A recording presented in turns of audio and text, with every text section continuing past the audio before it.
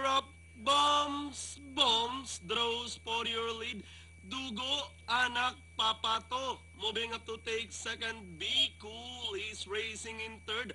Down in fourth, Fiery Bull, then by the Real Reality Show. His strong friend, Pictaboom, War Star, third last, Reporter and Pivotal is running at the tail of the field, heading towards the last 600.